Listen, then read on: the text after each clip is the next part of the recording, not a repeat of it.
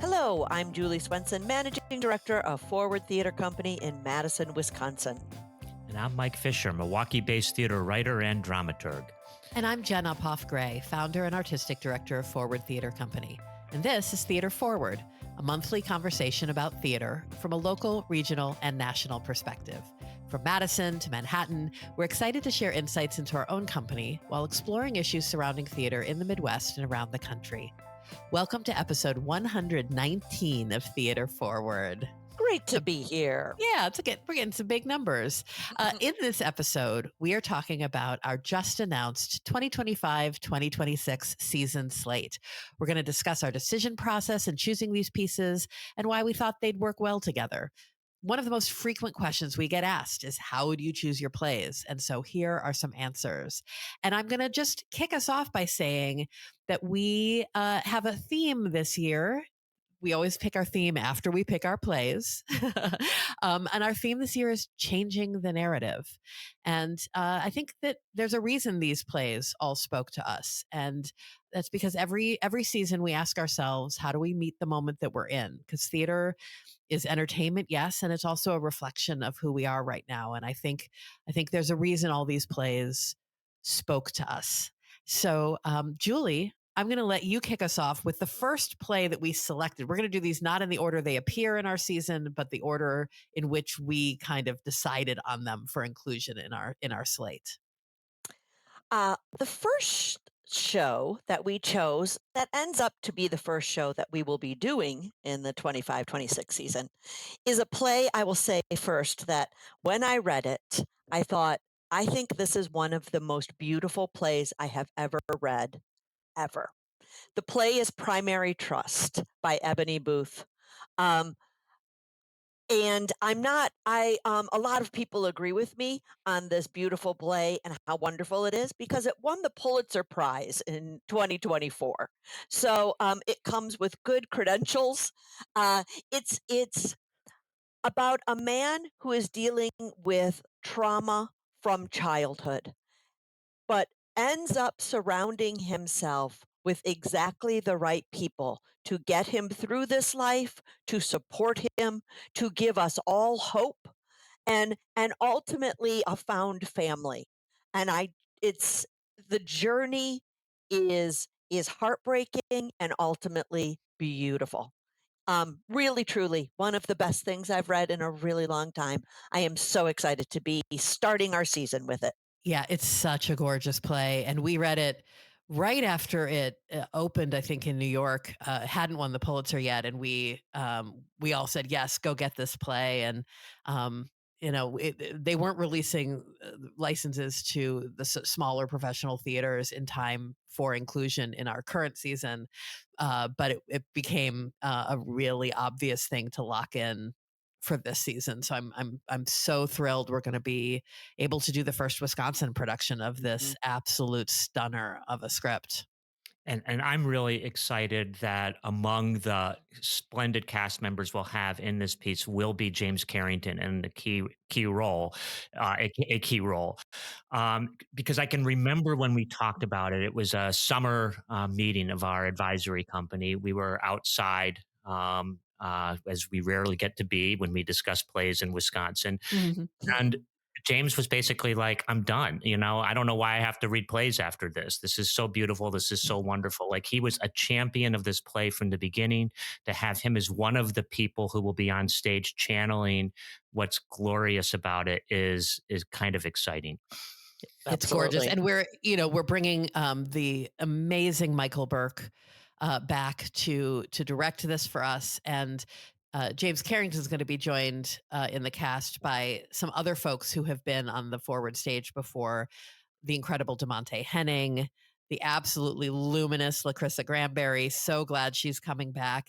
And our own Sam White, who was around when we first got Forward started. So it's a powerhouse team. And I think they're going to do just some beautiful storytelling with this. Yep. Yeah. Okay, so that was the first one, both in locking it in and how it will appear in the season. So the second play that we committed to is actually going to be the play that ends our 25-26 season. And that is our next world premiere script. And we wanted it to be in the latter half of the season because World Premiere Wisconsin, which we've talked about many, many times on this podcast, will be back in 2026. And so we wanted our world premiere to fall within the calendar span of that festival. And this one is another Lauren Gunderson debut. This one's going to be a rolling world premiere. This script is going to be worked on right after our production as well at Oslo Theater Company in Florida. And this is one, unlike our last Lauren premiere, Artemisia, which was a commission from Forward, this was one that she, I think, wrote for herself because she wanted to and sent me an early draft. And when I say I got about 5 pages in, I was like, this play is mine. I must have it. It's called Lady Disdain, and it is a contemporary retelling of Much Ado About Nothing, one of my favorite Shakespeare plays. And as someone who is a devoted fan of romance on the page and on the stage, she has just, oh man. So B and Ben in Lady Disdain are actors, bitter exes, and they have, unbeknownst to each other, been hired to work on the same audiobook series, the hottest romantasy novels on the market.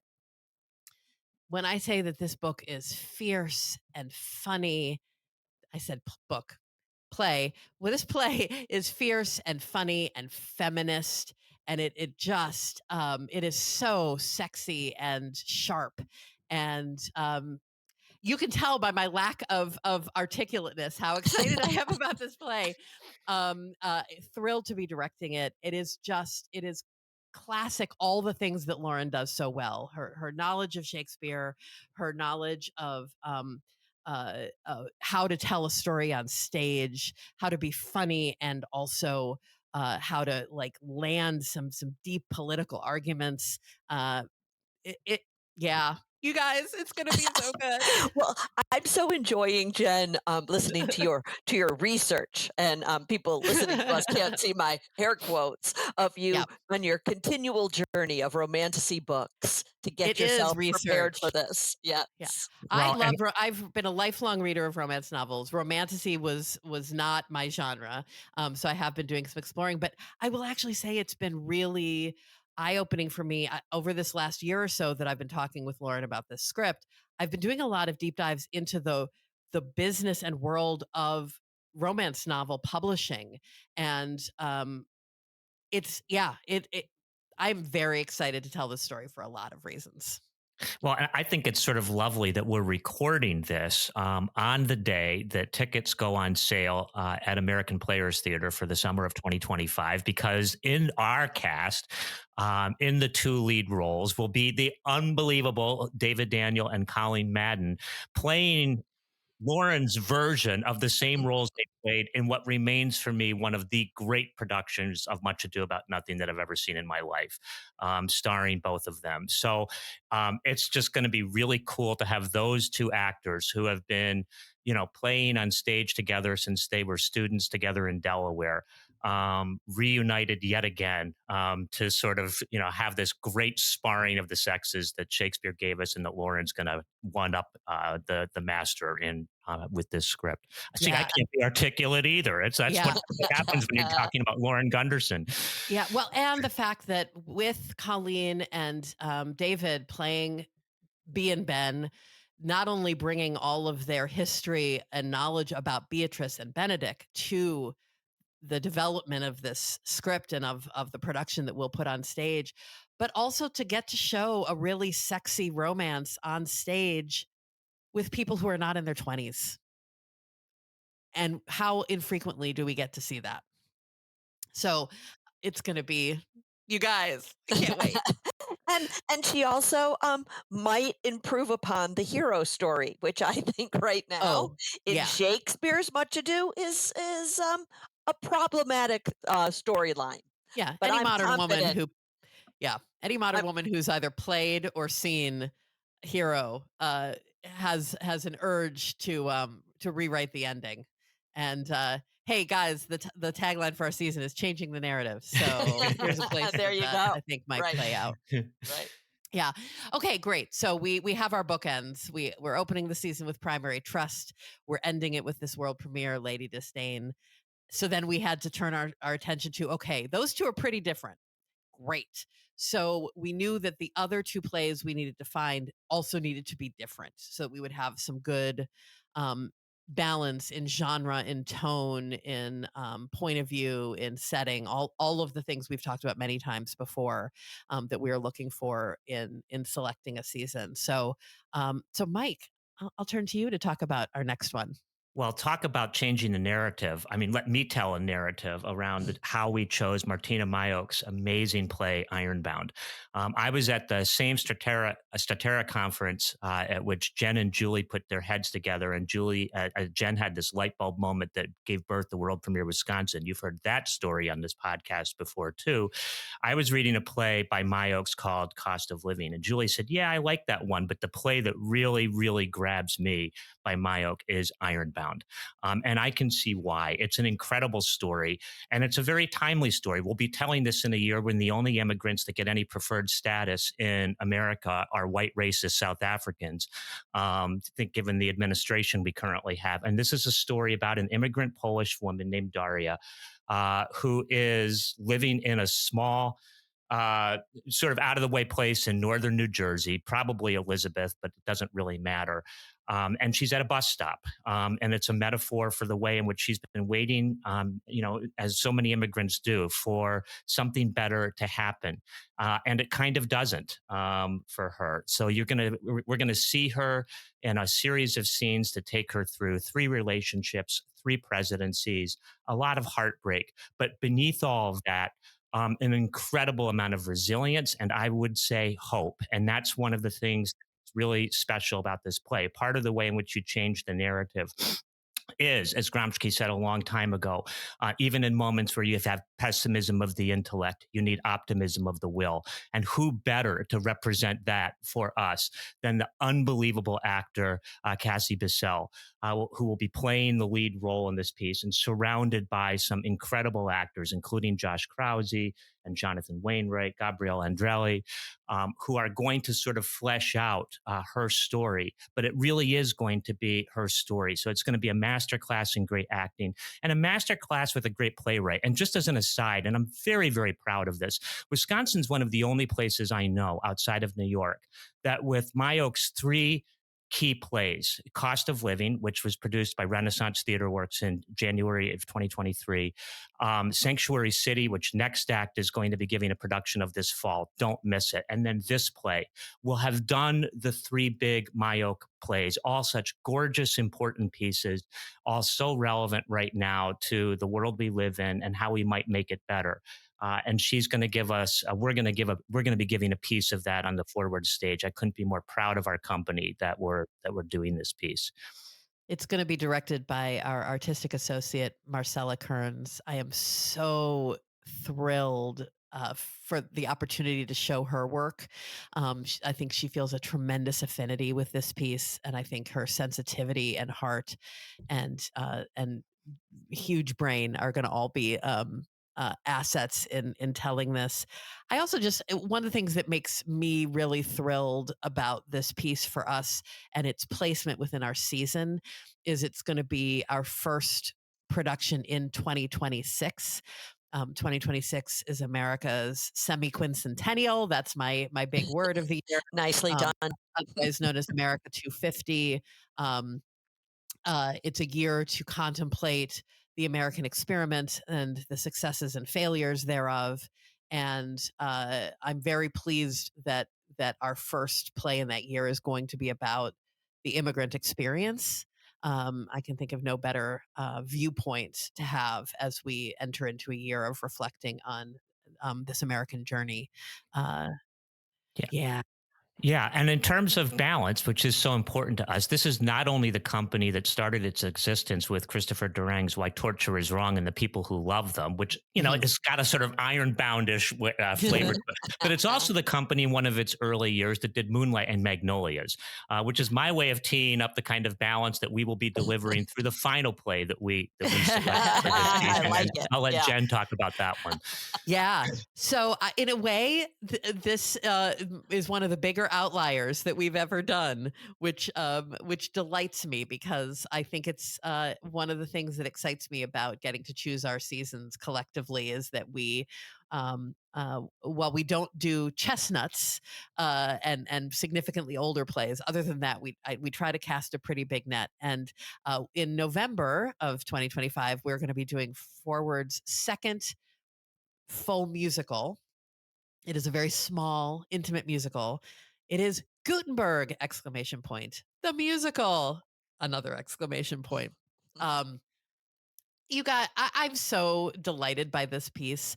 It's been around for a little while. It had a sort of off Broadway kind of and regional theater run, about 10, 15 years ago.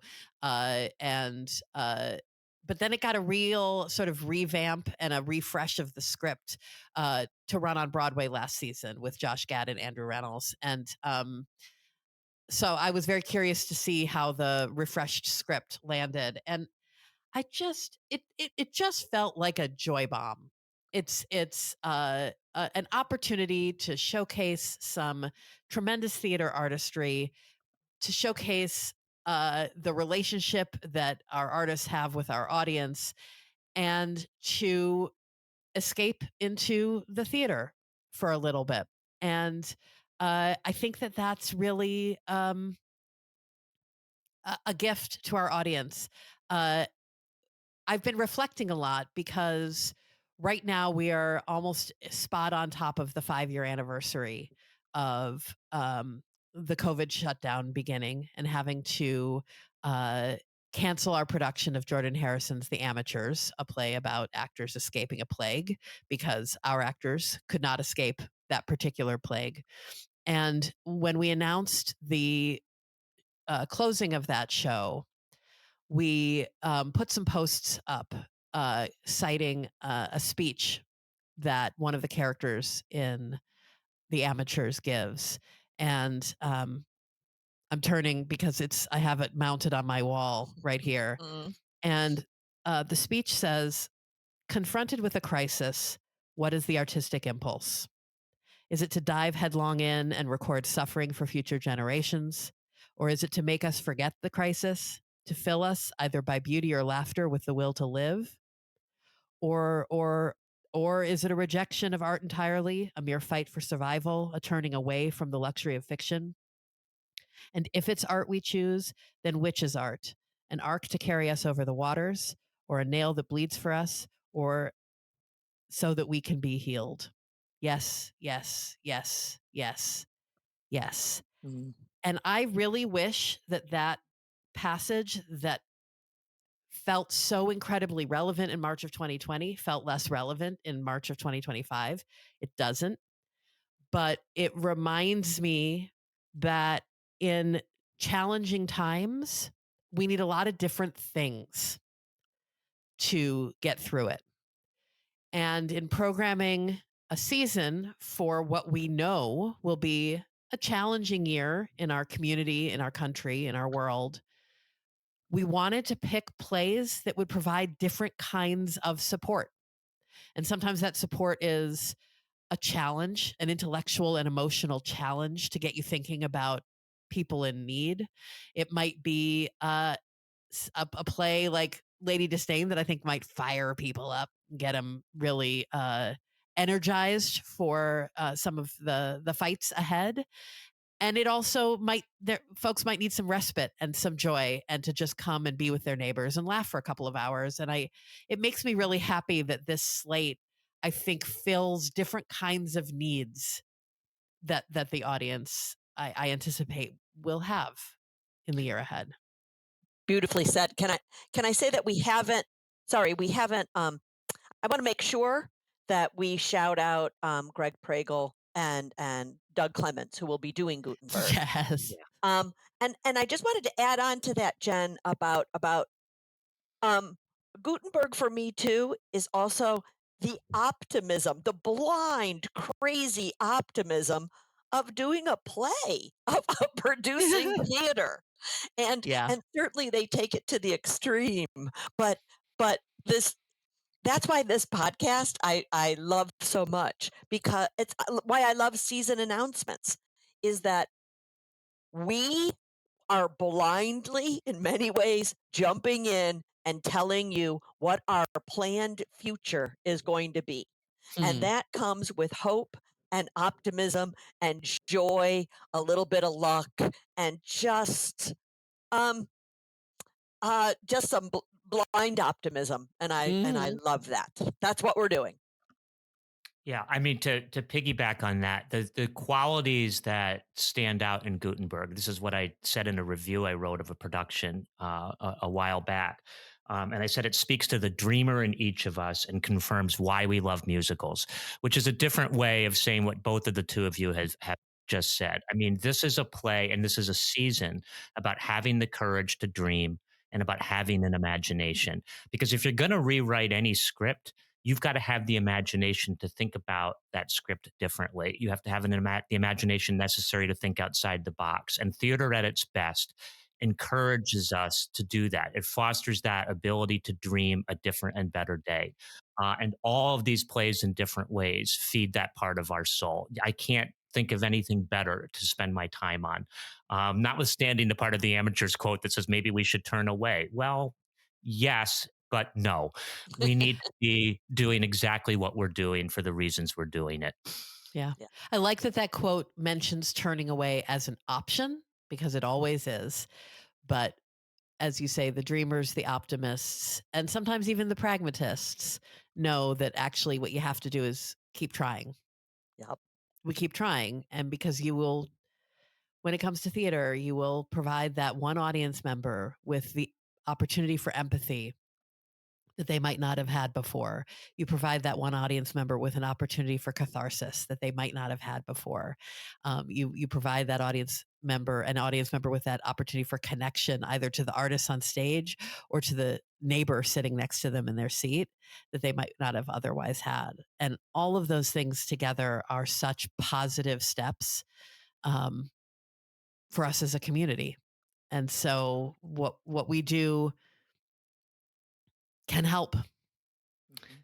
Jen, I'm going to steal your usual last line and say that with an ending like that, I think this is about time for us to call it on this podcast, because there's no way you can top what you just said. Aw, I love it, Mike. So yes, fine. We will say that is all for this episode of Theater Forward, a conversation about theater in Wisconsin, the Midwest, and America. I will say that subscriptions are now on sale, and you can buy or renew a subscription online. If you want to wait for the mail, it'll be getting to you soon. Thank you so much for joining us. I'm Jen Uphoff Gray. I'm Julie Swenson. And I'm Mike Fisher. Our podcast is produced by Scott Hayden, who also, in addition to producing this podcast and doing a million other things, has been one of the masterminds helping us to explain to you why this season is an amazing season. So enjoy and revel in that brochure when you see it in your mail or online. Along with, and thanks to Scott, you can follow us or share your thoughts on Facebook. That's always Theater Forward with an ER. And we hope that you find us and spend some time with us. And also for those subscriptions, it's forwardtheater.com. Again, with an ER. And if you enjoy the podcast, don't forget to subscribe to us. We'd love to hear your comments. Thank you so much. We're grateful to have you listening, and we will be back soon for another Theater Forward conversation.